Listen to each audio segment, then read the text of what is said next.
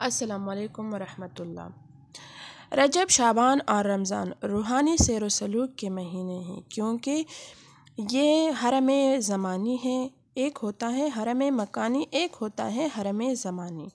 حرم مکانی جگہ کے حساب سے ہوتا ہے، جیسے خانہ کعبہ، مسجد الحرام، مسجد نبی، زیارت مقدسہ وغیرہ، یہ حرم مکانی ہیں۔ اور ایک ہوتے ہیں حرم زمانی، جیسے اوقات کے لحاظ سے ہوتا ہے، دنوں کے، مہینوں کے اور اوقات کے لحاظ سے حرم زمانی ہوتا ہے، جیسے جمعرات کی شب، رجب، شعبان، رمضان کا مہینہ، یہ حرم زمانی ہیں۔ یہ محترم جگہیں ہوتی ہیں یا محترم اوقات ہوتے ہیں، جس میں اللہ رب العزت اپنے رحمت کے دروازے کھول دیتا ہے اور انسان روحانیات اور عرفانیات کے لحاظ سے بلند مقام حاصل کر سکتا ہے۔ رجب اور شعبان چونکہ رمضان سے پہلے آتے ہیں اور رمضان کی تیاری کے مہینے کہلاتے ہیں، کیونکہ رمضان میں انسان اپنے پروردگار سے ملاقات کرتا ہے۔ تو اگر ہم رجب اور شعبان میں کچھ اعمال انجام دیں تو انسان خود کو روحانیات اور عرفانیات کے بلند مقام پر پہنچا سکتا ہے اور اس مہینوں کی برکت سے فیض یاب ہو سکتا ہے، کہ جس کا پہلا عمل یہ ہے کہ روزانہ 51 رکعت نماز، جو کہ اپنی واجب نماز ہے اور نوافل کے ساتھ 51 رکعت بنتے ہیں، ادا کریں۔ اپنی نمازوں کو اول وقت میں ادا کریں، اور اگر نوافل نہیں پڑھ سکتا تو نماز اوابین، جو کہ نماز ظہرین کے نوافل کو کہا جاتا ہے، ضرور ادا کریں۔ اس کو انجام دے تو انسان کو سیر و سلوک کے منازل مل سکتے ہیں۔ اس کے علاوہ دوسرا جو عمل ہے وہ ہے نوافل شب، کہ جسے نماز شب بھی کہا جاتا ہے۔ اس کو بالکل ترک نہیں کرنا چاہیے، کیونکہ اللہ رب العزت قرآن کریم میں ارشاد فرماتے ہیں کہ نوافل شب سے انسان کو مقام محمود ملتا ہے، تو ان مہینوں میں نوافل شب کو ترک نہیں کرنا چاہیے اگر سیر و سلوک کے منازل چاہیے تو۔ تیسرا جو عمل ہے وہ ہے تلاوت قرآن۔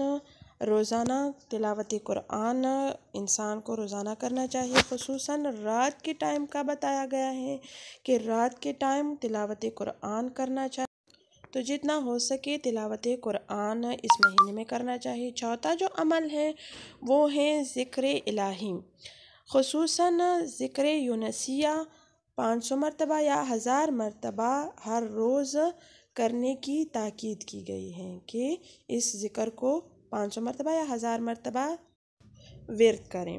اور پانچواں جو عمل ہے وہ ہے مشاہدہ مشرفہ کی زیارت کرنا۔ اگر یہ ممکن نہ ہو تو مساجد میں زیادہ سے زیادہ حاضری دے، اگر ممکن ہو، اگر ممکن نہ ہو تو کوئی بات نہیں۔ چھٹا جو عمل ہے وہ ہے تسبیح فاطمۃ الزہرا، اگر اس کو بھی بالکل ترک نہیں کرنا چاہیے، اس کو بھی انجام دے۔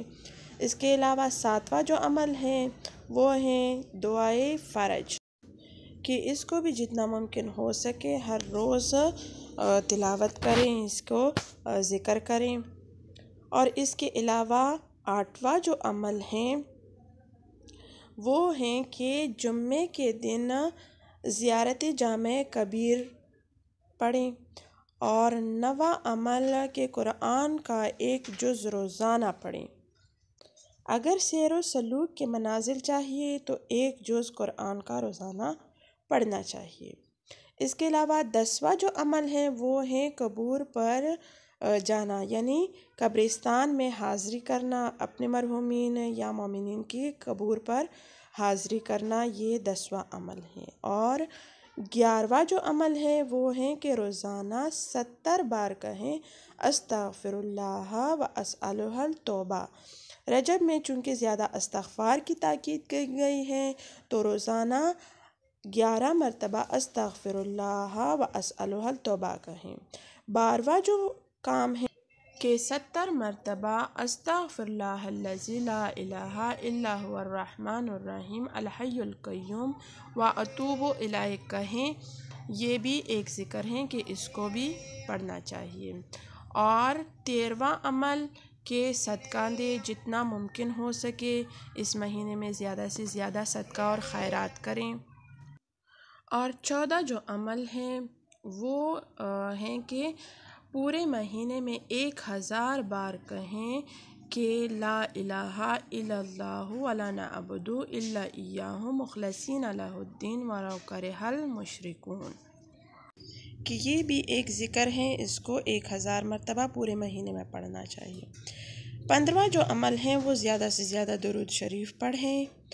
اور 16واں جو عمل ہیں وہ ہیں کہ ماہ شعبان میں ہر جمعرات 2 رکعت نماز ہے کہ ہر رکعت میں الحمد کے بعد 100 مرتبہ سورہ توحید اور سلام کے بعد 100 مرتبہ درود شریف پڑھیں۔ یہ ماہ شعبان میں جمعرات کو یہ نماز پڑھنا ہوتی ہے۔ اور 17واں جو عمل ہیں کہ روزانہ روزہ رکھا جائے، اگر روزانہ روزہ ممکن نہ ہو تو 3 روزے شروع، آخر اور درمیان میں رکھیں، اور اگر یہ بھی ممکن نہ ہو تو 1 روزہ رجب اور شعبان میں رکھیں، رمضان میں تو ویسے بھی سارے رکھے جاتے ہیں۔